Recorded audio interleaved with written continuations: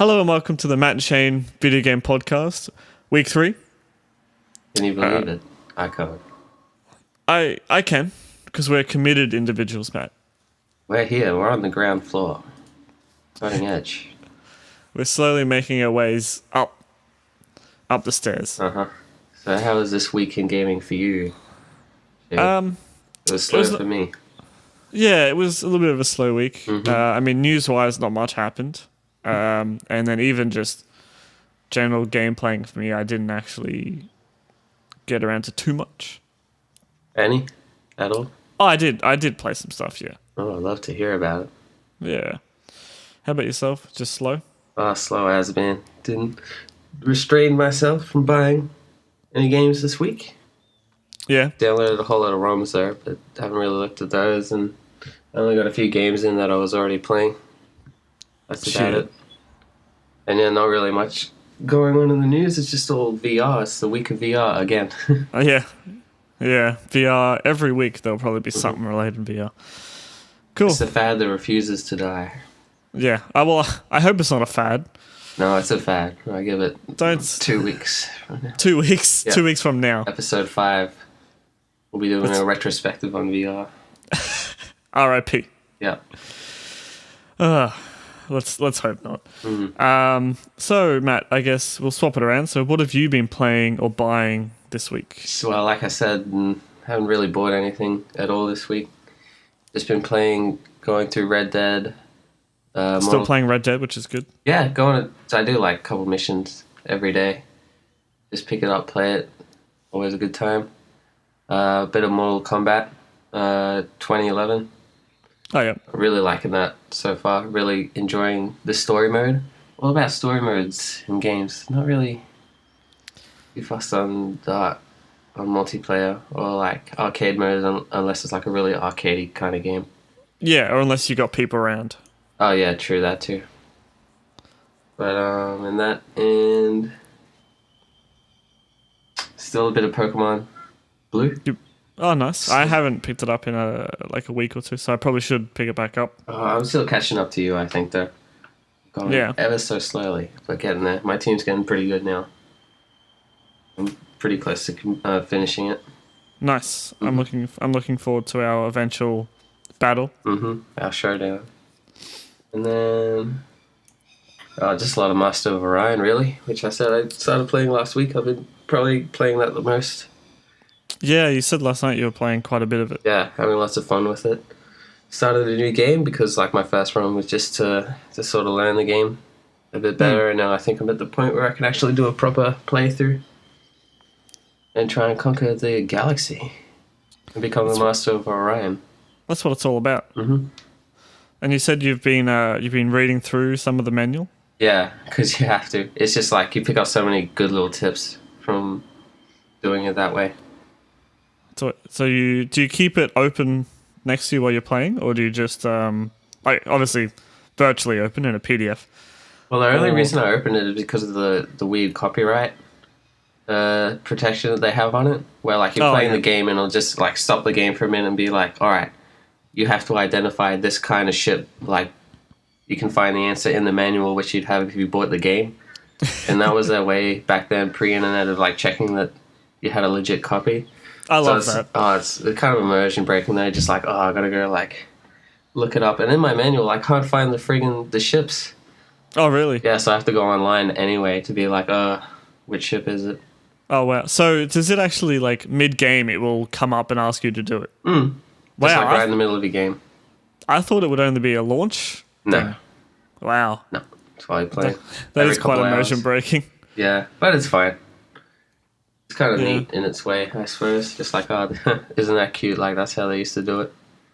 Yeah, it's kind of interesting seeing how they did that kind of stuff back before internet and when, I guess, CD ripping was such a heavy thing. Yeah. But yeah, that's about it for me, really. Oh, nice. Lots of Master of Orion. So I've been... So I think last weekend I went out and I tell myself I'm not going to buy that many games. We tell ourselves these things. Yeah. But I went to the shops. I went to Game Traders. It's been a while. and to EB Games, and I picked up. So at EB, I believe I had a look at that sale, the 2-4 sale. I got suckered in, so As you do, can't pass up a good sale. No, it's very hard. So I walked in and I found a game. See, the thing is, when then they're having a sale, I find a game that I want, and then I'm you like, find another game. Yeah, I'm like, there's no point not getting two. It's so like I a free found, game, basically. Yeah, a free game, or like, I think the game I picked up was like $15 and it was a 2 for $20. So I'm like, $5, another game. Yeah. So I picked up Boom Blocks. Boom Blocks. For what? It's Nintendo Wii. Okay. It's a Steven Spielberg game. I think it's really just like a party game, kind of like a. I haven't actually played it yet, but I was one of the videos I was watching recommended this sequel to it, but I've been having trouble finding the sequel. Yeah, I know. So I picked this one up. I think it's just like a party kind of Jenga like game for the Wii. Jenga. So yeah, that where the blocks come in. Boom. Yeah, blocks. I believe so. But maybe we'll have to do a little playthrough one day. So that was one game you got. That was one game, and then in the sale, the second one I got was Prince of Persia: The Forgotten Sands, the PS3 game. Right. Yeah. I've kind of always been slightly interested in Prince of Persia, but I've never actually picked up a copy of any of the games. Oh wow. So this is my chance. I believe the one I have. I keep getting confused. Like, this is Forgotten Sands. Sands of Time is the PS2 one. And then Warrior Within is the one in between. Oh wow. So I think the Forgotten Sands was pretty highly rated, which is good. So I got those two. And then I went to Game Traders and I picked up Jack 3 because I have Jack 1 and 2. So I was like, Jack 3 is pretty good. Might as well get 3 while I'm here and can find it. And then I picked up another game which I've shipped to you. Oh, okay. So that was the. I actually have that package right here next to me. Yes, so we can open that in a sec. In a second. So that was the 4th game. I bought four games. And then there's the games we bought on Steam last night. A couple small ones, but I won't talk about keeping those. Keeping that hush hush. Yeah. For the moment. Watch this space. Hint, hint. Actually, we're going to talk about one of them after this anyway. But so that was that, and then I've been playing. So I finally got my PS2 up and running again. What was wrong with it? No, nothing wrong with it. I just haven't turned it on in a very long time. Took all the dust off of it, did you? Yeah.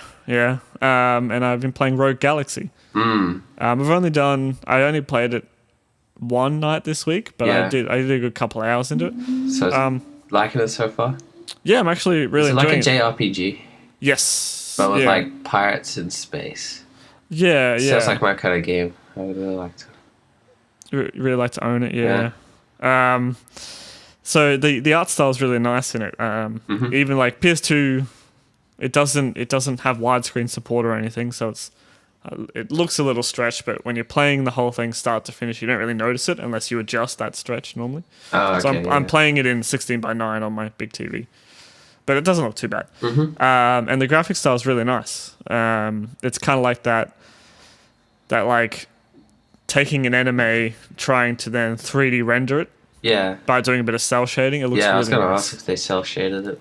A little bit, tiny bit. Not as much as say something like Borderlands, but it's still got quite a nice kind of texture to it. And then it mixes it in with some cutscenes that are then actually 3D rendered, not actually in like through the game engine, but separate. So but what's the like combat and stuff like? Do you just like, is it pirate ship versus pirate ship, or do you get off and fight on land, or do you land on planets and? I'm not too sure. Trading. I'm not too sure if there's going to be any ship combat yet because I haven't done any. But at the moment, it's been. So I started off on a planet and I did some kind of just fighting. So none of it's turn based. It's all just like real time. Real time. That's cool. So I did some of that, and you've got a sword and a gun, so you can kind of mix it up. And a gun.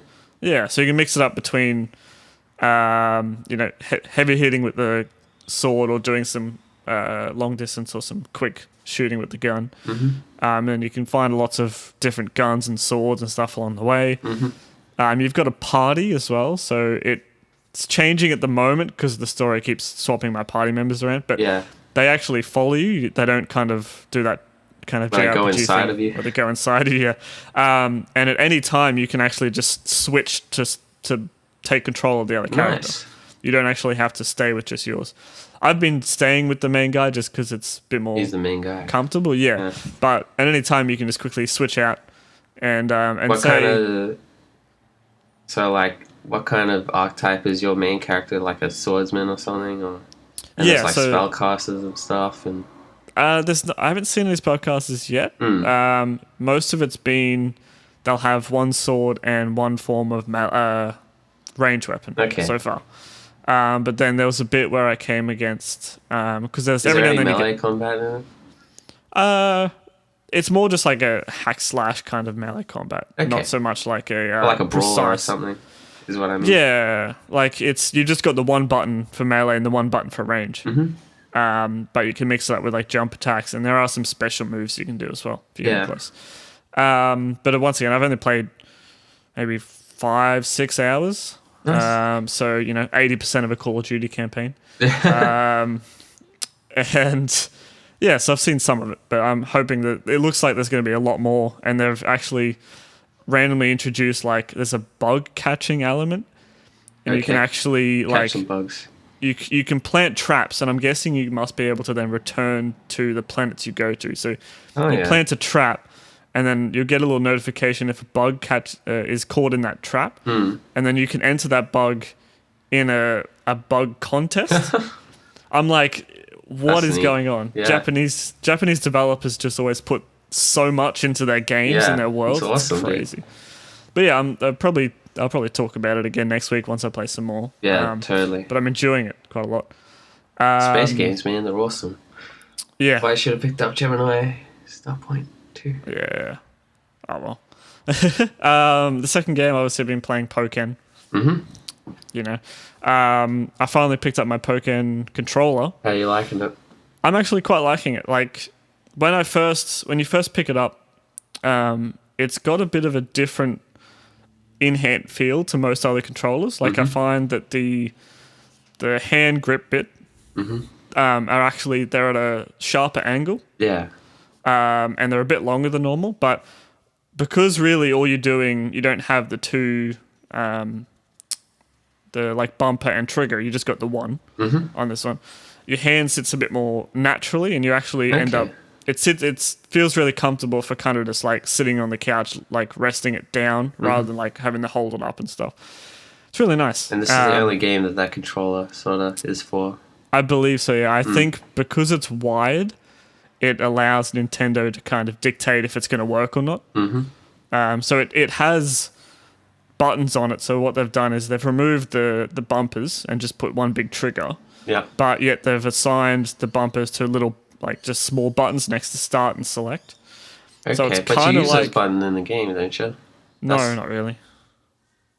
Oh, like so the triggers is That's what for you use. assist and using your super and stuff like that. Yeah, so they've assigned what is the bumper on the Wii U gamepad is now the trigger on this gamepad. Okay. If you know what I mean. So Yeah, I getcha. so the L and R, because then there's the ZL, ZR, because Nintendo. So the ZL, ZR are mapped as buttons next to start and select, and the L and R are on where the normal triggers are. Okay. It's a really comfortable controller, but I'm going to try and see if you can use it in other games. I haven't tried yet. Yeah. But it doesn't have an analog stick. It's all just D-pad and then the 4 buttons. So it'd be not great for many games, I think. It'd be probably good for I think if it worked in a SNES emulator, like the Virtual Console SNES games, it would be awesome for that. I'm sure Nintendo don't want their controllers working on emulators though. Probably not. I mean, stuff you could use on the Virtual Console there. That'd be awesome. Yeah, that's what I'm thinking. That would be... Okay. That's what I meant, sorry. The eShop Virtual Console stuff. It'd be perfect for that, but I'll have a look. And yeah, I've been playing Pokken, just still maining breaks and It's good. getting through stuff. I'm actually doing pretty well, so I'm enjoying it. Cool. And I guess we'll do if you want to open up the package. Sure. Just answer me this first though. Did you buy Sure. Crimson Skies for Xbox? No, I haven't yet. Ooh, that's a game you should get. It's so cheap, dude. Yeah, It looks like to be a lot of fun. I might have to wait until next week or the week after at this stage. I'm trying to limit these sort of things. Apparently it's good for co-op and stuff like that.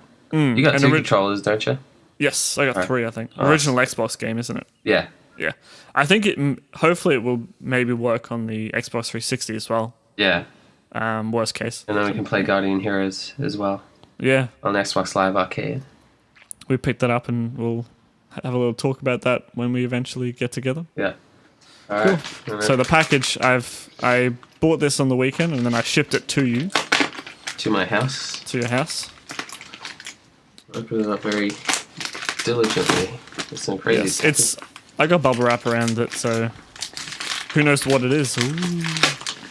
Can you guess from the shape what it is? It's like game shaped, but I don't know. I'm not gonna put my money on game just yet. Or maybe I should.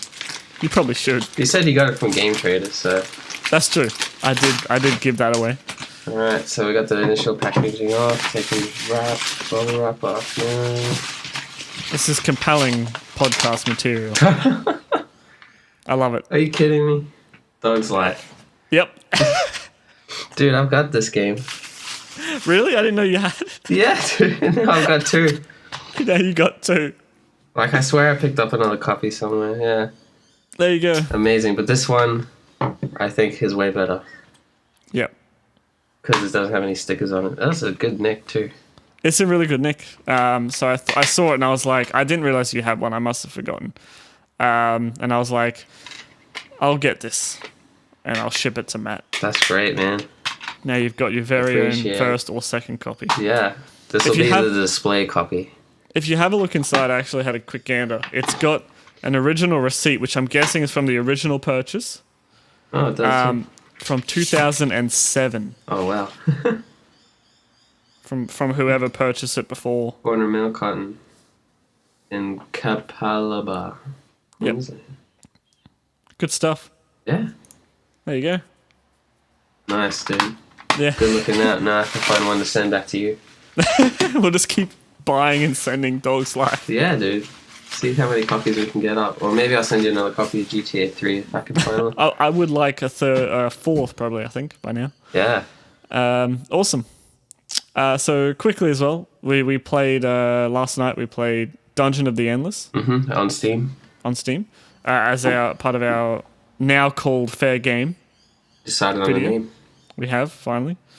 You liked it? Yeah, I thought it was really good. Picked it up for I think $4 USD.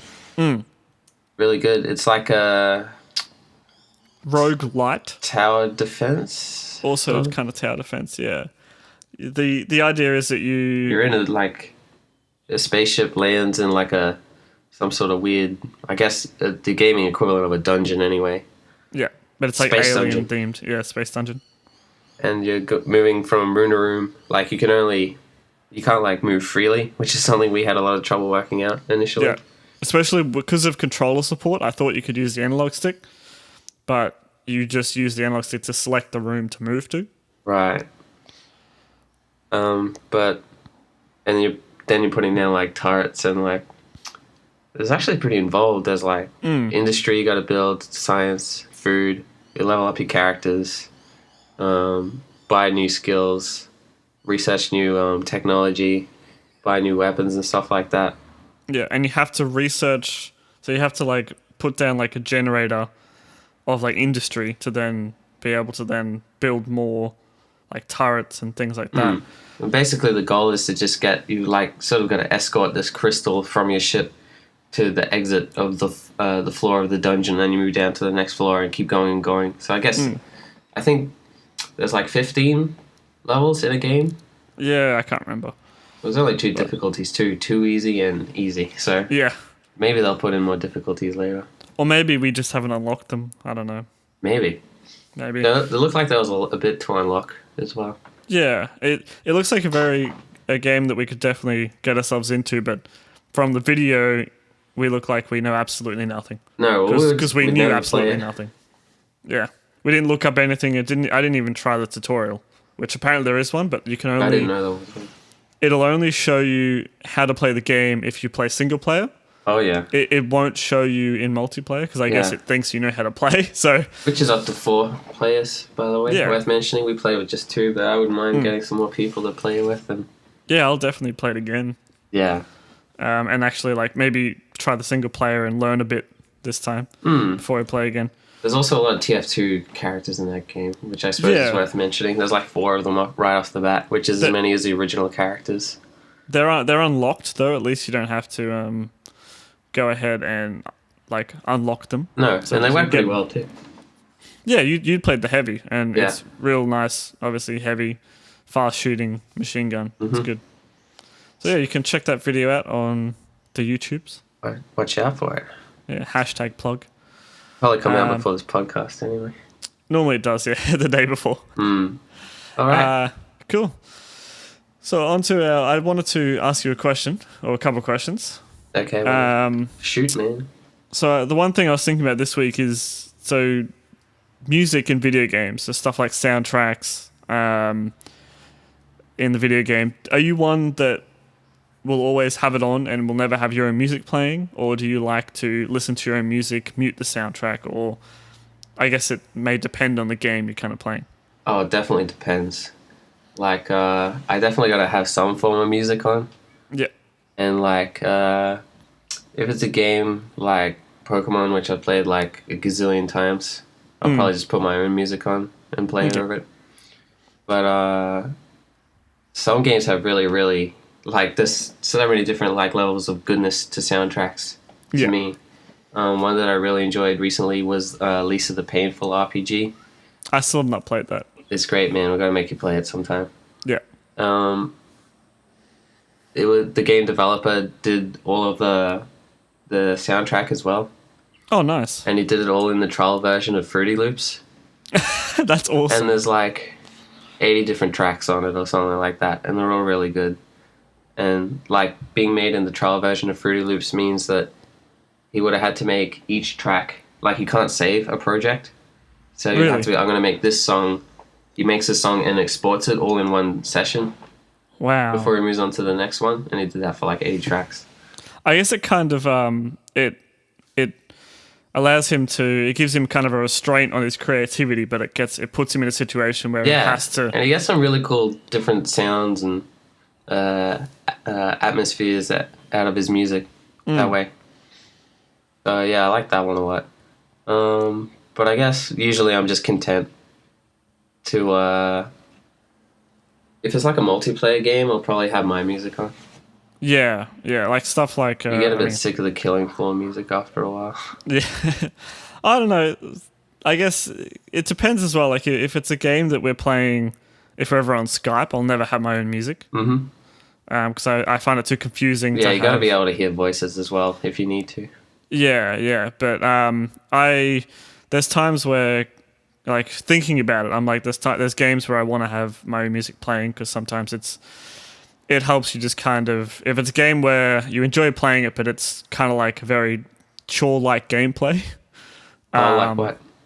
I'm trying to like think. Fetch quests in MMOs. Well, even something like Super Mario these days.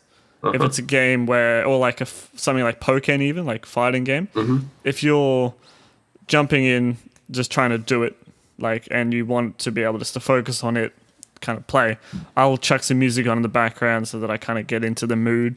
Yeah. More like something like that. Especially if it's something like Mario these days. Like when you first play it, the music's nice. But sometimes if you want to really like knuckle down, actually get through that game, like the original NES one, it's nice to have a bit of more modern music kind of. Yeah, I like to appreciate them. Oh yeah, there's definitely times. Like I think some games as well, I'll do both. Yeah, but, I'm a really big fan of like the music in 16-bit games now. Oh, really? Like SNES and Genesis, yeah. So they were able to do some really interesting stuff with the MIDI in those games. Yeah, but still like restricted in a way, which I find interesting. So like it's a really nice balance for me. Yeah. And then, I mean, but nothing beats a good, turn on Euro Truck Simulator, chuck on a playlist. Oh, yeah. Well, that's all about immersion. Drive. Yeah. That's all about finding music that fits the atmosphere of what you're playing. Yeah, and I think games like Euro Truck Simulator or games that I can't think of any else right now, even like Farming Simulator. But Euro Truck Simulator is good because if you put your own music on, you're then immersing yourself. Like it doesn't have the built-in game music or anything, so you don't actually have to. You don't have to like listen to what they're forcing you to listen to. So being able to then add your own music in, kind of then really sets yourself, immerses yourself as a truck driver, I guess, or how you would act as a truck driver. Yeah. Do you ever like feed into the European radio stations that you can get like streaming live through the game? That's one thing I haven't even ever looked into. I want. Oh, that's what I did. It's really fun. I would like you to maybe give us show us how to do that. Yeah, I can probably look it up. But I'd definitely like to try that. But because then everyone on the radio is talking in European and just like, what? I can't understand that. But okay, I'm driving a truck, man, so it's fine. That's true, and I guess that immerses you even more in the European landscape. Yeah. And it puts you out of that kind of. It puts you out of your comfort zone, but more immersion into what you're actually doing. But then there's stuff like, I guess, Grand Theft Auto, where it's not music that's not always like they do have a soundtrack that they play under missions and stuff, but most of the music you hear in that game isn't music that they've created. Just licensed. It's licensed, but they've tailored it to the theme. Yeah, like most I reckon Vice City and San Andreas are the two best ones. Even though, so looking back at those games, like you've played San Andreas probably a lot. Yeah. And I mean, I played Vice City quite a bit. It's still a game that when I play, I never want to mute the sound. I always, even though they've only got, so the radio station listened to may have like 20 songs. You would have heard it like a million times. I'm cool listening to the same songs over and over again. Yeah, if you get bored of a radio station, you could just swap the one you haven't really listened to before. And like, often I'll find that I'm like, oh yeah, I'm actually like liking this as well. Yeah. Because those radio station soundtracks are just so good. They're like, there's no filler. It's all good. Yeah, and because they're just able to, they've specifically chosen music to just go so well in that theme. I even, like, slightly less music topic, but I mean, I think you know that I'm one that when I played through Vice City as a kid, all I listened to was VCPR. Yeah. Just no music, just even though it's the same probably hour and a half. It's so funny. They've never been able to like match the talk radio. VCPR, I feel. Chatterbox, because obviously it was before Vice City, but Chatterbox was all right. But yeah, VCPR just had it was so quirky and it was just hilarious. You could listen to it over and over again. Oh man, I'm trying to think of some modern games, but I don't know. I mean, if it's ever a game that's purely story driven, I don't think I'll ever put my own music on. No, because I think the game developers in that sense will have a better idea what will tailor best to the story. Yeah. And to the gameplay. But like in a multiplayer game, I think you're pretty much just like anything goes, whatever you feel like. Yeah. Because it's not, multiplayer isn't really super about being immersed. Unless it's like a co-op game, I suppose. Yeah. Yeah. Cool. Sweet. So also slightly off news topic, but Pokemon Go is coming to Australia. Yes, the beta is going to start soon. Or is it an alpha? I think they call it beta. So it's Australia and New Zealand are getting it. I guess before the rest of the English market. I guess you'd say because I haven't seen anything about it coming out in the US yet. No. So that's going to be cool. I've already signed up. Oh, I signed up. I can only wait with bated breath because I'm keen to try it. So. Yeah, I'm definitely keen to give it a go. We'll have to do some exploring around. I wonder how long it'll take them to email. That's what I'm wondering. And there's that little peripheral that comes with it too. So. You don't have to get that though. What does that do? Do you know? Not really, but I believe what it is I think it Bluetooth connects to your phone, I'm guessing. Okay. And then all it will do is notify you to say, hey, there's Pokemon in the area, rather than you having to like pull out your phone. Yeah, fair enough. So I'm hoping that like with the Apple Watch, they'll just put an app on it. Put an Apple Watch on the app on the Apple Watch. But I'll probably wouldn't. No, unless they want you to buy. Though. Yeah, they're all into their own first-party peripherals. Yeah, you have to buy it. Yeah. So we've signed up. They haven't said anything about when they're doing the beta or how they're choosing people. I mean, all they've said is you'll be randomly selected based on your OS choices, so Android and iOS, and most of it's going to be luck. Yeah. So if you want to sign up for that, just Google it, I suppose, and then find the right link. Yeah. All you got to do is chuck in your email and say if you're Android or iOS. Yep, and that's pretty much it. The only weird thing I found is it only lets you use Gmail. Really? Well, I use Gmail, so I didn't know if it was a... Yeah. When I was signing up, it actually came up and said email address Gmail only. And I'm like, that's a bit strange. Don't know why. Maybe it's an Android Nintendo, man, they got to tell you how to do something specifically, some way or another. Yeah. So luckily, I had a Gmail that I don't use much, but I had one, and signed up. So yeah, but they do as well say that with confidentiality, they want an element of surprise for the public launch. So they don't want the field testers to be sharing any content to a social network or anything. I'll be busy trying to I don't know, get an advantage. Yeah, I'm hoping it's going to be a really good game experience. But during the beta period, if we do get the beta, at any time they can wipe everything that you've done. True.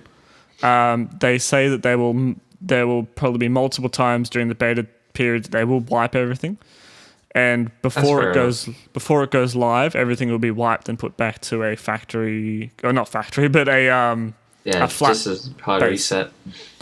Yeah.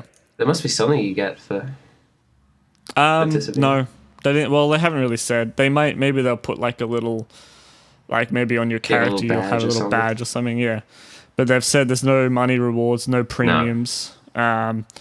What they've said is please consider the actual improvement of the game as the reward for participating. That is true too. That's a very good point. So I'm really excited. Hopefully we get in. We'll probably be able to tell people if we've gotten in. But we probably won't say anymore. No. Remains to be seen. Yeah. Cool. Looking forward to that. All right. Now, on to news. Yes. Oh, it's all VR. I hope you like virtual reality because it's been crammed in our throat everywhere we go this week. Yeah. You go on Steam, all it is, they're just pushing it, man. Because, the Vive got released. Yep. Sent out this week. And so is the Oculus. Yeah. Is it the consumer model of the Oculus that's out now? Yes. Okay. They call it the consumer release or CR, I think. I don't know. But I guess the thing with Vive releasing is if you open Steam, they've put it everywhere. So when Oculus kind of soft launched the other week, our first week podcast, they kind of soft launched it. Valve didn't really want to advertise it. No. But now that theirs is launched, it's all over Steam. You open it up, it's a big banner. All the recommended games, the Oculus game, VR games. The only annoying thing is that there's still a launch title thing where Oculus has these games and Vive doesn't have support for them yet. Yeah. Which is really strange because already there's a console or peripheral war going on, and there's only going to be adding more to that with PlayStation at the end of the year. And PlayStation, I think PlayStation VR will probably have more of an impact because it is a console, so it's one of those console exclusives. Yeah, where I would have hoped that anything on PC should just work for both, but I think what Oculus have done is they've bought, similar to what Microsoft used to do, is they've bought the rights to have it first. And then the developer's allowed to launch on both. Yeah. So similar to the old Grand Theft Auto DLC thing that Microsoft did when they finally got Grand Theft Auto on their console. That's what's happening, which I think is a real shame because it doesn't allow... It just seems so petty and it doesn't allow VR to just be experienced by anyone who wants to. Okay. But who knows? So quickly, this week in VR... obviously Vive launched the trailer, which you haven't seen, I don't think, but the Steam or Valve have released a trailer for VR. I think it's a really nice thing for them to actually kind of try and show off what VR can do to a bit more of the consumers that maybe aren't even interested in video games. Or So which product does it push, though? Vive or Oculus? It mainly pushes Vive because it is Valve. But the main reason is most of the trailer is focused around stand-up experiences. And that's just what Vive does. But what they've actually done for most of it, which is I think it's really cool, is they've filmed it. So they've gotten some people in to field test it, and they've actually filmed them kind of showing it off for the first time. But they've filmed them in a green screen environment, and they've got a camera crew there which is moving around them in that green screen space. And it actually they've edited the game around them, so you can actually see kind of like a third-person camera of what they're seeing and interacting with. That sounds complicated. A little bit. But if you watch it, it's pretty cool. Okay. And it allows you to kind of quickly look and kind of easily see what that person's kind of experiencing in that virtual reality space. Rather than just seeing their perspective, you can kind of see the whole world as around them. It's cool. It's definitely a really nice way for them to show off the immersiveness of the VR experience. Yeah, and they're really launching it strong, so I guess they really want it to sell. Yeah. I wonder when those numbers will come in. It'd be nice to see, yeah. But apparently there are some people are getting annoyed at the fact that they haven't received the headset yet, or they haven't been notified of the shipment of the headset yet. Yeah. Valve, I think both Valve and Oculus, they never set a release date, and they never set a release arrival date for the deliveries. Valve specifically just kind of said, look, we're going to start launching it in April. So if you were one of the first to pre-order, you got a little thing that said, I think the email said something like, thank you for pre-ordering. We will begin shipments in April. So it's a week into April and people are complaining that they haven't received them. People always complain. Yeah, I find people have very unrealistic expectations on everything these days. Well, it is a big investment though. I think the Vive is like $900. Yeah, I think $900 plus $100 and something shipping to Australia. But when a company sets a time frame and says you will receive it in April, and then it's 3 days into April and you're getting annoyed, considering it's such a big release, I think it's a little unrealistic. It'd be pissing me off. I'm not going to lie. Yeah. But I know myself. I have very unrealistic expectations on everything. I don't know. I don't know if you have any opinions on unrealistic expectations. No, not really. Probably keep my expectations low and stuff. It's hard to say from like a third person point of view. Like being a guy that's paid this money, waiting for it, and like seeing someone who's paid this money and waiting for it. And has already received it. I'm sure once they're only pissed off because they haven't received it. That's it, yeah. And they will receive it, and then they won't be pissed off anymore. Yeah. It's probably like this sort of like lingering paranoia, like, oh my god, like what if it gets lost in the mail? Yeah. What if it arrives broken or something like that? Yeah, but these are people who haven't even like been given a it's shipped notification. Yeah. So, I don't know. Just hold on. Yeah. Just hold on. Hold out. And especially in Australia, I mean, you shouldn't be expected to get anything on time in Australia. No, definitely not. But I did quickly bring up to you earlier, there is someone I know, or I've seen videos you are aware of someone in Australia who has the Vive already. So that's pretty quick arrival, and I'm pretty jealous. If I still lived in that town, I would probably be trying to hit them up, even though I didn't know them. I'd be like knocking on their like, mate, can buddy, I try? Heard you got a Vive, man. Give me some. I need some of that virtual reality, man. I need my fix. Yeah. I haven't tried it out yet, so I just want someone to get it so I can try it out. Yeah. You should buy one. I need to do a lot of upgrading to my PC before. Sure. Cool. Now to go along as well with just the VR thing still. VR.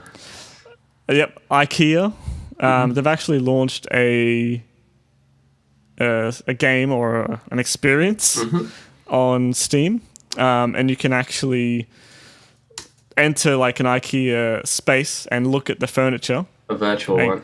Virtual furniture. Look at the virtual furniture.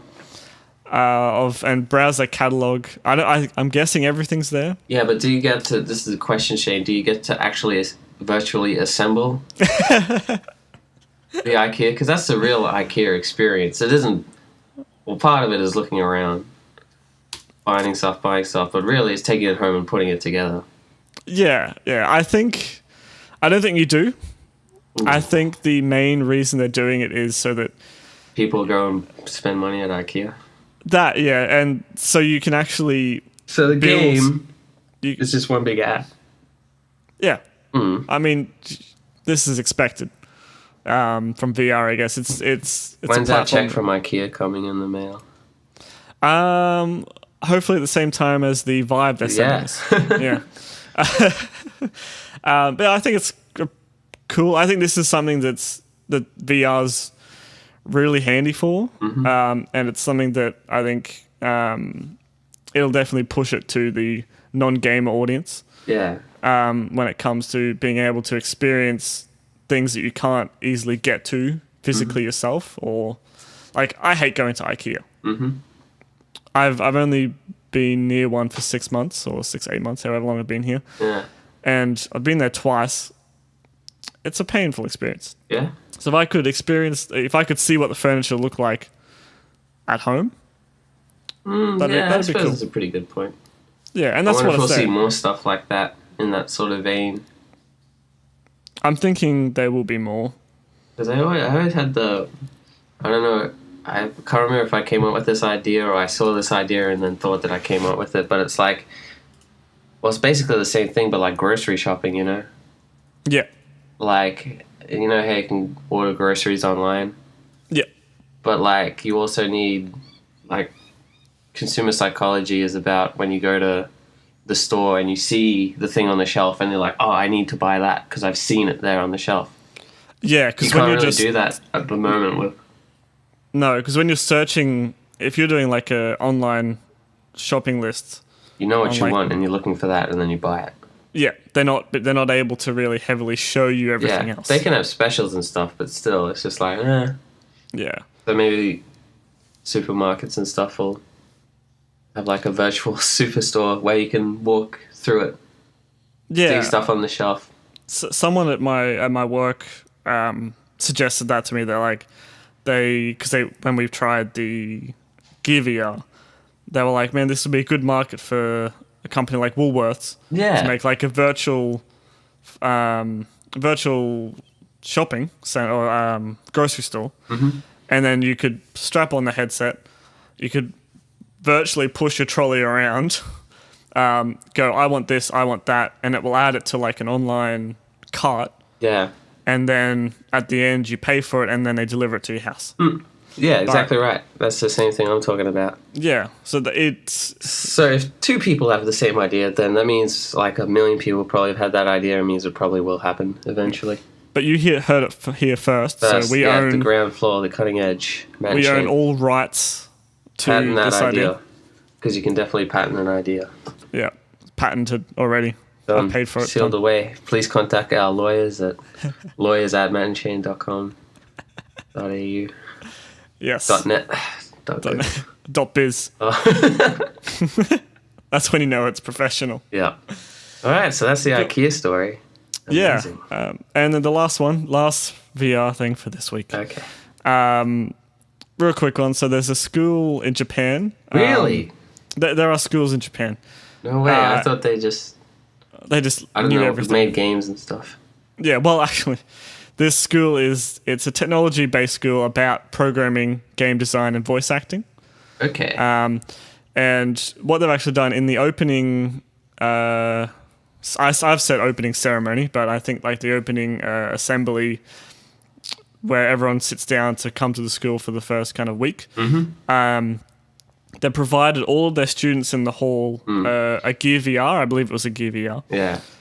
So for half of the ceremony, it's all in virtual space. So Really? there, Jeez. you put it on and you're actually sitting in like a virtual assembly space. It's kind of cool. Are you like the only person in the space? Or is everyone else in there too? I couldn't really see anything, like they didn't really show kind of much of what the students were seeing, so I wasn't able to see too much, but I think from one picture it does look like it. Yeah, it looks like you're kind of, everyone would be seeing the same thing, and as the only person in that space. Okay. Yeah.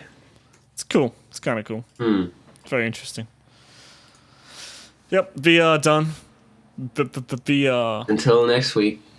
Yep. When we have to talk about the all the problems that people are experiencing, like the late shipping and like eyes being burnt out of the skulls and stuff, and the catching fire and all the shovelware games, like no good games on it and stuff. Do you think the VR will be a Nintendo Wii strapped to a hoverboard? Shovelware plus fire. Yeah. Okay. You heard it here A first. deadly combo. My prediction. Your prediction. Fair enough. Now on to some real news. Some real good news. Which, because there wasn't much happening this week, but this is a funny one. So there's a US congressman. Congressman... what's his name? I forget. The G-Money? vaping congressman. Congressman G Money. Congressman Duncan Hunter. Duncan So Duck Hunter. Yeah. Congressman Duncan Hunter, aka the vaping The congressman. Vape Master. Vape Nation. He the Americans, they have all these weird commissions, but the Federal Election Commission have discovered that his credit card, his credit card for... Not his personal credit card. Not his credit card. The campaign credit card. Campaign funds. Campaign funds have been used to pay for 68 games on Steam on separate occasions. Totaling $1,300 USD. US. Yeah. It's a lot of money for Steam. Yeah, that's... And the weird thing is, I was looking through... Because what you can actually... The Federal Election Commission have actually publicly shown off these documents. Good Because I on believe them, as they have... should. I think they have to with this kind of stuff. Yeah. In America. And on the document, I'm trying to pull it up again, but you can actually go through and see every transaction that he has made. And there is some weirdly priced ones, especially for like the American dollar. Yeah. I think I saw that they went... This was like last year, 2015. Yeah. And it went from September to the middle of December. Yeah. These purchases. And apparently the congressman blamed it on his kid or whatever. It's like, yeah, my idiot kid. He took the card and it's better than a CSGO or whatever. Yeah. I had to take it off him. But I didn't do it right and he kept spending all my money. And it all says on the accounts that like this is a personal expense, this has to be paid back, but he hasn't paid any of it back. No. I think a congressman could afford to just be like, yep, there's the money. Make this go away. Yeah, you'd think so. He's too busy vaping. Yeah, the amount of money he spends on vape. The interesting thing is as well, he's reportedly trying to have the charges reversed. Oh yeah. So quite like yourself, except on a larger extent, he's going to have to try and test out the Steam refund policy. Yeah. The only thing is, like, this is where it confuses me a bit. Like, looking through some of the expenses, there's multiple $5 expenses. Okay, I wonder if it's DLC. That's what I'm thinking. And there's a couple expenses that are $24.90. Right. So these don't sound like things that like are separate games. Yeah. I'm thinking a lot of these are add-ons, but there's even one. The highest one is $96.30. That's a AAA release, but like. Well, in America though. Yeah, I don't know. I couldn't explain that. I don't know too much about it. Us Australians, I don't know too much about money and having it and spending it and stuff like that. Yeah, and I don't know how their tax works. Do they have to pay tax on Steam games? Yeah, do they have to pay sales tax? They're weird over there, man. You've been there, you know what it's like. It's strange, yeah. Like, you go up to the thing in the store you want to buy, there's a price there. Then you like, oh, it's $25. I'll pay $25 for this. You take it up and like, yeah, that's $25 plus your sales tax plus your whatever else tax. Yeah. And you pay. Because in Australia, obviously, we've got GST. It's included, mate. And GST is 10%, I believe, every time, all over Australia. So you walk into a store. 99% of stores. I think there are some online stores don't show it, but they're stupid. But you walk into the store and it will have a price that's $25, and that $25 is what you pay when you get to the counter. I think most of our people would know. Most of our listeners would know that. I'm just reiterating in case you've never bought anything ever in your life in Australia. Yeah. But maybe from Uganda and listening to this podcast. Yeah, you never know. But that makes it easy because what the store has done is they've gotten the goods, they've figured out how much they want to charge for it, and then it's interesting because they then set they then know they're going to lose 10% of that. No. Because they have to. Yeah. Where in the States they go, this is how much I want to charge. The tax can be on top. Yeah. They don't really care. I just don't understand why they're included in the price, just so you know. Because it's going to be a fixed tax anyway, so... Well, the only thing is that each state has different tax. So what? I know, but it means that the product... They can advertise the product as the same price everywhere, and then it just depends which store you walk into, how much you want to pay. It's stupid. I hate it. Silly. But... It's just how it has to be in the States, apparently. Like, all the price tags... What a wacky country. Do you think Valve's going to play ball with the congressman? I would like to see. This will be an interesting one. For the type of expenses he's racking up... So it says it was for campaign funds. Whose campaign was it? His. What? So to run for what? I think so he can be... For the federal, whatever the hell... I thought it was so he could be re-elected as congressman. Does he have to go through... Okay, because I don't understand US politics at all. US politics are weird. They're strange. Yeah, all I understand from that story is he's a vape lord, and he or his kid, or maybe both of them, are conspired to spend all this important campaign money on Steam games. Yeah. I hope he's been playing them. Yeah, well, or using the CSGO knives or TF2 hats or whatever he's... Because I don't think you can get a refund on an in-game item, though. That's the only... I don't think Valve maybe he's buying crates and keys and stuff. I don't know. Yeah, maybe. Maybe Train Simulator DLC. I don't know. Oh. Yeah, see, that'd be thousands. That's what I'm really interested in knowing, what exactly he was... I wish you could see, yeah. I wish he would come out and be real. Yeah. I'm surprised he didn't buy a Vive. He should have. The funny thing is just about, as you said, how he's blaming it on his son. Yeah. The quote from him is... From the congressman. Yeah. Is that he's blaming it on his son, saying that he used his card, or his son used the father's card to buy one game, and then several unauthorized charges resulted after the father tried to close access to the website. Yeah, so what? Close the browser? Is that what that's what I'm thinking. I'm like, how do you struggle to close a browser and click buy like once a day for like 3 months? Yeah. Like with all different prices. It's not like if it was the same price, he is a congressman, so he obviously lies like all the time. Oh, true. So. True. And we're allowed to say that because we're not Americans. We aren't Americans, no. It's true. No. We can't say that about our government, can we? Whoever. Yeah, who knows? Who cares? Whoever runs that. Not that I know. No idea. Who knows? Well, good stuff. Enough of the political game sphere. Yes. The next one. Our favorite DLC. Yes, DLC has... It's changed a lot over the years, hasn't it? It has. It used to be expansion packs. They don't really make those anymore. They just make DLC. And DLC used to be... It used to mean something, Dude, and then horse armor. And then some guy thought of early access. And then some guy thought of a season pass. Which is basically like the early access. Not even that, but it's just like... It's pre-buying the DLC that hasn't come out yet. Hasn't even possibly been developed yet.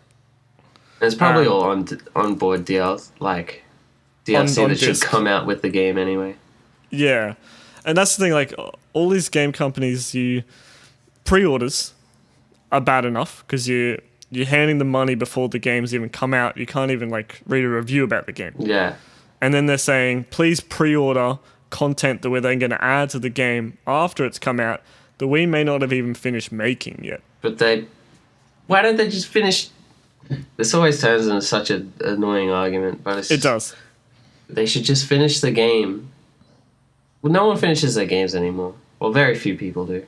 Because they know they can suck money out of people for it. But that's what and then pre-orders and early access are. People always counter argue, like, oh, you don't have to buy the DLC though.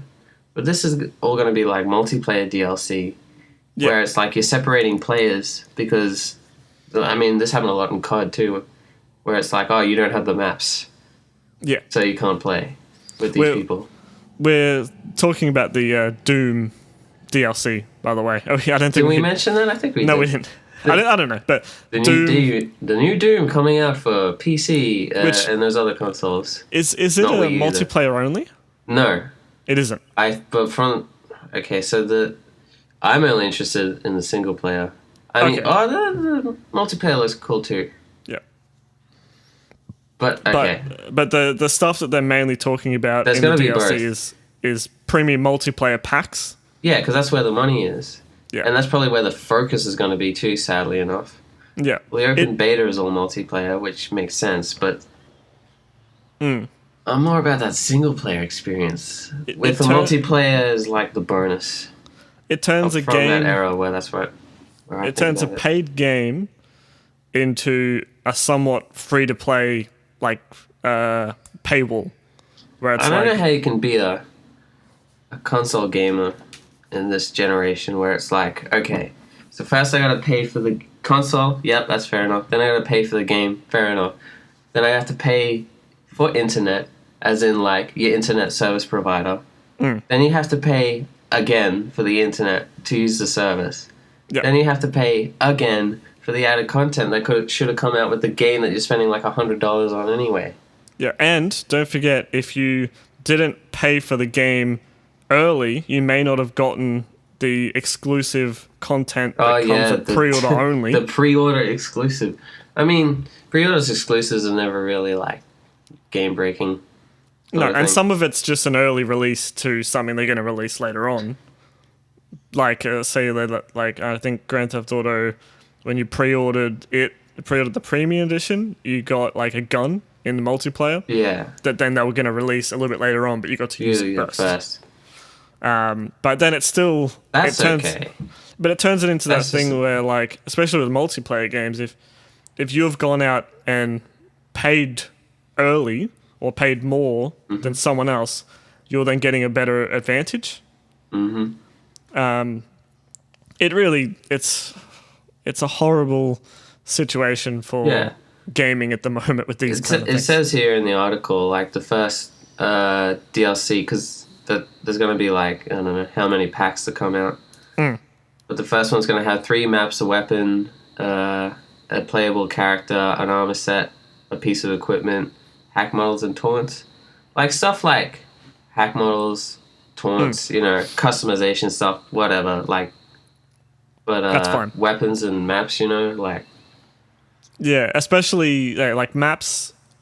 Like, weapons I can't understand. It's like, whatever, like... That guy pays. Sure, he gets a better advantage than me, but at least in TF2, it all came out for free. Like these new weapons and new maps and stuff. That was all free, wasn't it? Some stuff did. I'm pretty sure it was all free. Like they'd have the update and it'd be like, yeah, there you go. Most maps were free. You'd have to unlock the weapons in game. Yeah, it's a random drop.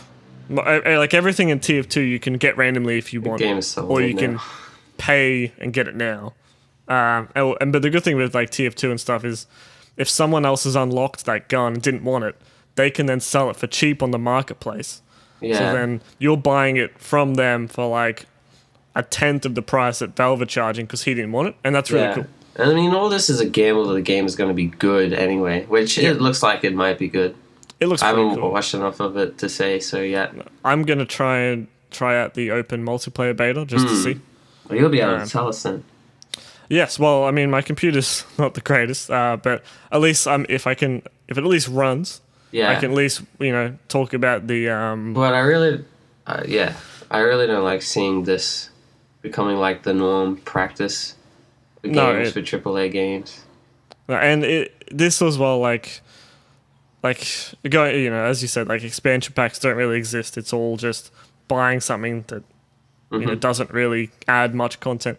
I mean, Fallout are currently releasing their Fallout 4 DLC. Yeah. Which is somewhat expansions, because Fallout still, even though, once again, Doom and Fallout, both under Bethesda, same company, you'd think they'd work things out. But with Fallout being an RPG and single player only, they actually add, like, new content, new expansions. Levels. They're expansions. But they still have the season pass there, so you are buying it before they've even released it. Yeah, but the thing is, with what they'll do is they'll have I assume they'll have like a Game of the Year edition with all the DLC in it. Eventually, so for a late adopter, then it's good, because then you're just buying it like for the same price, but with all the DLC on it as well. Yeah, this is what they're doing with Mortal Kombat as well. They got Mortal Kombat XL for Mortal Kombat X, which I would buy if I had a console to play it on. Yeah. Actually, talking of that, just briefly, I believe that the BAFTA Gaming Awards actually gave Fallout 4 Game of the Year for last year. Oh, right. I've never heard of BAFTA. No, so that's the BAFTA's the British, like... What's your Game of the Year for 2015? 2015... man, I wish I played more Fallout 4.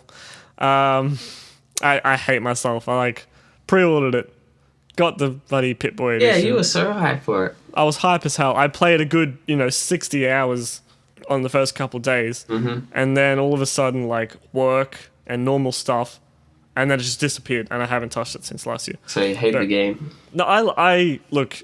I was loving the game. Do you love the game? But do you love the game? Not as much as I should. It's You're disappointment because you bought into the hype. I did, but... You're a bit of a hype beast, Shane. You love the... I am. Lately, I've been quite hyped.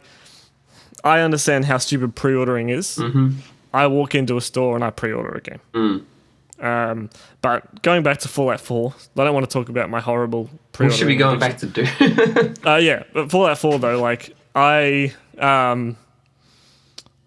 it was the first game in a while that's been a story-focused game, single-player game that I've been able to play, experience something in it, go to work the next day, talk about what I've experienced, and have the person I'm talking to experience something completely different. Yeah. And I just love that. But I think that's probably... 2015 had some games that I played, but Fallout 4 would probably be my favorite. You didn't play Witcher 3, did you? No, I don't think I could run Witcher 3. A lot of people were talking about that. I need to go through the whole Witcher series. I think those are supposed to be really fucking long games, so by the time I play 1 and 2, maybe I'll have something that can play number 3. True, yeah. They're pretty cheap on Steam. Yeah, I've got the first one. I just haven't installed it and played it yet. Cool. But yes, Doom. DLC is... Will the DLC Doom? Probably not. People pay it. No. People probably have already bought the DLC. The season pass. If it is available yet. It's like a theme park. A season pass. Yeah. Yeah. But Doom looks right. I mean, as I said earlier, let's see if it can reinvent the first-person shooter genre again. I don't think they can stuff it up too hard if it's Doom.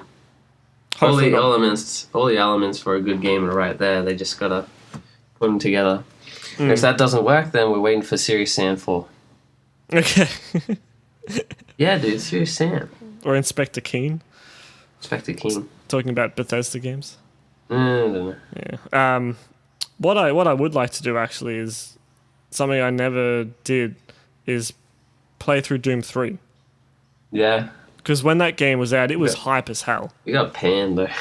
Did it? Yeah. Really? Yeah. It just didn't match what old fans wanted. Because I think there's a pretty big gap between. Oh, there's a massive gap between 2 and 3. Yeah. I think a lot of people say 2 is the best one. Because 3. Or was it 1? I don't know. 3 they tried to do bit more story. Yeah. And I think it's. Did you watch the movie with The Rock in it? Oh yeah. What'd you think? That's one of my favorite movies of my childhood generation, man. Okay. Fair enough. No, I thought it was. I took it for cheese, and I enjoyed the cheese. Okay. And the first person. Was it scary? Was it spooky? Have you not seen it? Of what? The Doom. Oh, I'm talking about Doom 3. Oh, Doom 3. Oh, you said you hadn't played it, didn't you? No, I haven't. I used to watch my friend play it, and Okay. After you get Crimson Skies and Guardian Heroes, I'll allow you to get Doom 3. I already own it on Steam. Doom 3? Yeah. Okay, well, there you go. Yeah. I want to hear about it next week. Okay. I'll see if I can play it by next week. Mm-hmm. The whole thing. There's actually you can play multiplayer in that game. I believe it might be a mod, but you can actually do a multiplayer playthrough, which I tried once, and it was pretty fun. We just both got chainsaws and just held down left click and walked around. It was good stuff. Sounds deadly. It also says here that the new Doom is going to have a level editor, which is going to be free as well. That's cool. Mm-hmm. So that was like a big thing of Doom, like back in the day, was like making your own levels and stuff. So with the because in Doom 3 it was more like you landed on a ship and you did a story similar to say like a Dead Space kind of story, or like Alien Isolation kind of thing, where it's all planned out and it's all you're walking around the ship. Where obviously Doom 1 and 2 had like go in, there's this level, finish the level, here's your time. Mm-hmm. Like a bit more arcadey shooter. Mm-hmm. Is the new Doom more like that, or we don't know anything about story? I haven't seen anything for single player except for a couple screenshots. Okay. Or it looks cool, but because the level editor would make more sense if it's the classic kind of Doom, because you can actually make out the one level that you play through. But maybe they'll have like a classic mode or something. I don't know. It remains to be seen. No, but yes. Yeah, so I don't know if it'll be next week or the week after that we can talk about the multiplayer beta. Because I'm bad with dates, but terrible even. Yeah, but I'll definitely be giving that a good go. Give it a rate. Give it some stars. Yep. Out of 10. Some obviously some ninja stars. I was thinking pentagrams, upside down stars. Makes more sense, but yeah, cool. So that was a nice little rant about DLC and Tell FPS. us your thoughts in the mailbag. Yes. Send them in. I'd like to know, because we were pretty biased. We were just like, yeah, DLC's fucking crap. Yeah. How dare they try and get away with like trying to squeeze all the money out of us? But I don't know. I want to hear what other people's thoughts are about it too. What DLC have you bought recently? Have you bought much?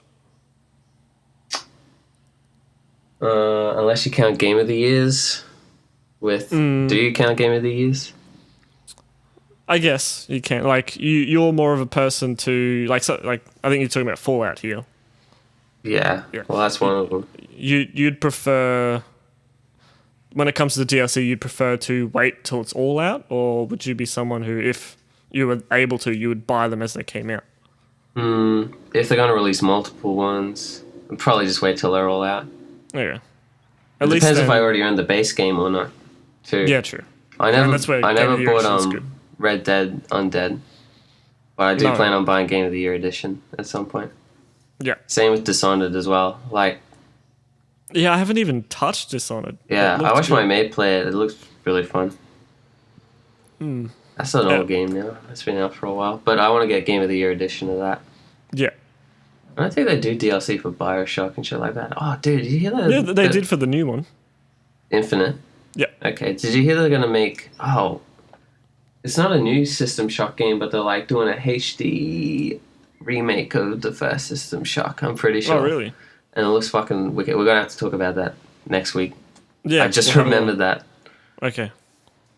I'll write it down. System Shock, baby. I haven't actually ever played System Shock. I played 2. I played the second one. Cool. It's set in space, so I like it. I haven't played Deus Ex either. The first one? Any of them. Oh, you should. Put all your points into swimming if you play Deus Ex. And use the stun button. Yeah. I want to do a proper run. There's so many games to play. I knew someone who, like, when I was at college, they loved the first Deus Ex game, and they had done multiple playthroughs, and like I was watching him do a bit of a playthrough of no killing. Yeah. So a no kill playthrough, just stun everyone Yeah. and hack everything, and I was like, man, that's awesome. I like it how you can choose different ways to play. Yeah. Did that guy play Human Revolution? Yes. What do you think? It had only just come out. You say it was very yellow. It's definitely very yellow. It had only just come out at that time, so we didn't really talk about it too much. I watched him play through a bit of it. Okay. It looks good. I once again own that and haven't played it, but it looks like a fun game. You can get it for pretty cheap on sale. Definitely. That is the case. Yeah. Red Dead Redemption would probably be a good example of DLC done right. Because it's like a completely. Yeah, it's you can more put it into a standalone thing. It's like so huge, you know. Great. See, Rockstar are good for that. Like you'd call Ballad of Gay Tony and Lost and Damned DLC. Yeah, or expansions. Yeah, that's the thing. You can play them standalone. Because when they came out, that's what I have. My copy of it is standalone. Yeah, like Rockstar do a thing where, like, I think when they came out, you had to own the original game, and they released it digitally. But then they decided that once they'd released both, they then released them as both a separate game and a complete pack. Yeah. And I really enjoyed Ballad of Gay Tony. Yeah, me too. I like both of them. I haven't played Lost and Damned. Yeah. Gay Tony before you played Lost and the Damned. Because Lost and Damned, in your opinion, is not as good. It's like, it's different. Yeah. Like the whole biker thing and like having to ride around on a bike everywhere and driving. Like, you should have definitely played that one first, I feel. Yeah, that's my bad. I think because you had played it 1st, I decided to do the opposite. But then when I found out... No, you had played both of them before I played them. I'm pretty sure. I remember because you always like Ballad of Gay Tony this, Ballad of Gay Tony that, and I'm like, all right, dude. I remember you getting. If it's so good, I'll play it last. Save it for last. I remember you getting Lost and Damned before I played any of them. Really? Oh, I don't know. Yeah. Who knows? So it was so long ago. It was a very long time ago. It was nearly 10 years ago. Really? Nah, it wouldn't have been. Okay, no. Closer to 10 than 5, I think. Yeah. Speaking of things that are old. Yeah. Boom, segue. There's a company. You may have heard of them. Probably. They're called Nintendo. Oh. They made a console. They did make a console. You may have heard of it. It's called the NES. The Nintendo Entertainment System. System Shock. Yes. And since then, they've released some games for it. Not much lately. And it's been... There was a game they brought out. It was called The Legend of Zelda. Yeah, You might have heard of it. Maybe. It's turned 30 this year as of its original Japanese release. Congrats. Congratulations. So that's 30, Pokemon's 20. Nintendo are old. They're old grandpas. And so are we, so... It's true. So there's a company called Analog, and they actually... I don't know when they originally released the console, but they released a... it's called the Analog NT, and it's actually... They've gotten a Nintendo Entertainment System. They've redesigned the boards using the same chips. They've put upscalers so you can run it through HDMI, VGA. They've increased the audio quality in it. I think they've put a new audio chip in it as well. So you could buy this in an analog case chassis. It's completely redesigned. It has 4 controller ports, which is something you used to have to buy a multi-tap for. And it plays Famicom and NES games. And they released this for $500 originally in the States. It's all sold out, that one. It's gone. You can't get any more. No, hopefully they make more. I would like one, but the price... You've got a NES, so you're fine. I do, yes. But they decided that, look, $500, all aluminium chassis, it's not good enough for Legend of Zelda. So when Legend of Zelda originally released, apparently, I was only reading this recently, but apparently the gold cartridges were a limited thing. So they at the time, they were just plastic gold. Spray painted. I've got one, which I got for free. Someone actually had 2 copies. One of them... I had both of them. I don't know where one of them's gone, but luckily I've got the working one because one of them didn't work. Okay. So I've got one of those and it's gold. I thought that's just how they released. Apparently not. But But this company has decided that, look, aluminium, it's not good enough. We're going to release a 24 karat gold chassis version gold of the console to celebrate the 30th anniversary of Legend of Zelda. Shiny. It's very shiny. Very shiny. They're only limiting it to 10 units being manufactured. Okay. You have to send them an email if you are wanting one. $5,000 US. Pretty good. And what they've done, I believe it's still the same board that's in the normal $500 one, but they've actually they've put a clear panel on the bottom, so you can actually look at the circuitry if you're into that, which is pretty cool. Yeah, $5,000 for an S. An S. Nice little thing. I'm sure some collectors will want some of them. I mean, it's Nintendo aren't officially branding it or going anywhere near it. I wonder how many people would just buy it and then melt down the gold. Ooh, that's the same kind of argument on like the Apple Watch. But the funny thing is, this costs less than an Apple Watch edition. Oh yeah. Yeah. Well, it's probably more. Oh yeah, no. There's a lot more gold in it though, so. 24K too. So I wonder how heavy that guy is. Yeah, I'm interested to see once they start shipping. Need like a solid gold controller as well for it though.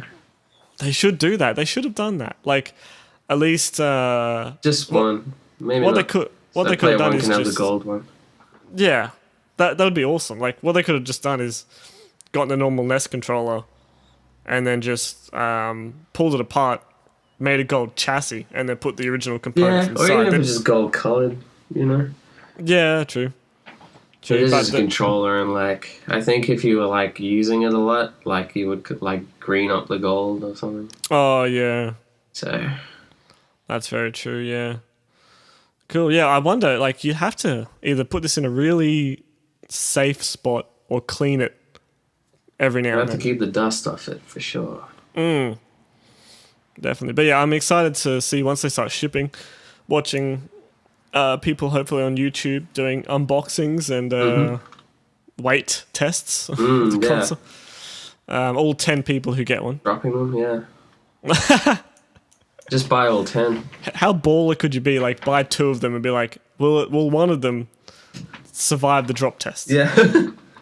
No, just buy all 10. Okay, melt all 10. As fuck.